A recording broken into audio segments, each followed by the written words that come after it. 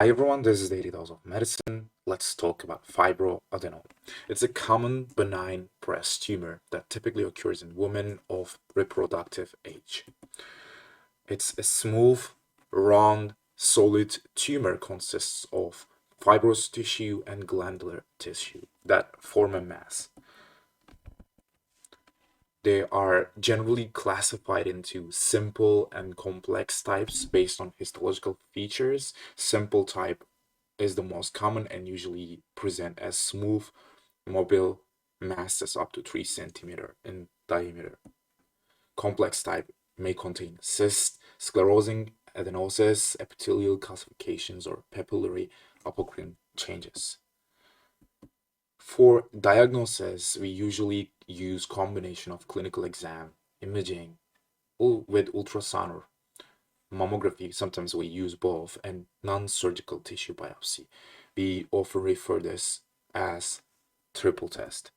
Fine needle aspiration or core biopsy is the most accurate means of establishing the diagnosis.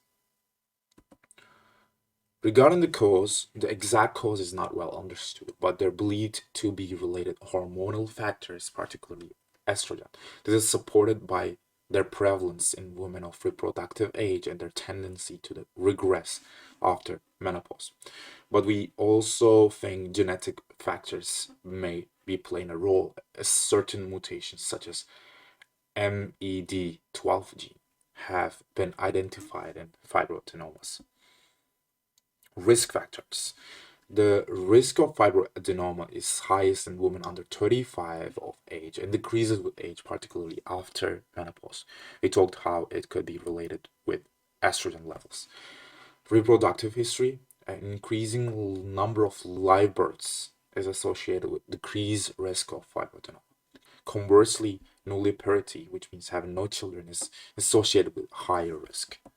Oral contraceptives, prolonged use of oral contraceptives is associated with reduced risk, likely due to hormonal regulation they provide.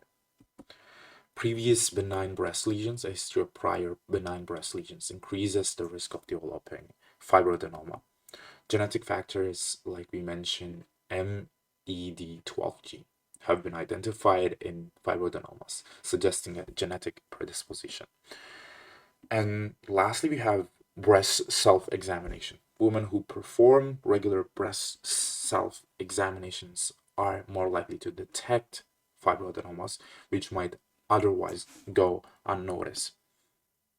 Treatment options for symptomatic fibroadenomas, especially those that are small and stable, conservative management with regular monitoring is often recommended. This approach is supported by the literature, which indicates that many fibroadenomas either remain stable or regress over time. Surgical excision. This is traditionally recommended for symptomatic types, those that are large, rapidly growing, or have suspicious features on imaging. Surgical excision ensures complete removal and histological confirmation. And we have minimally invasive techniques. These are newer methods like ultrasound guided vacuum assisted excision, cryoablation, and laser ablation. They are emerging as alternatives to traditional surgery. These techniques are associated with high initial success rates and minimal scarring.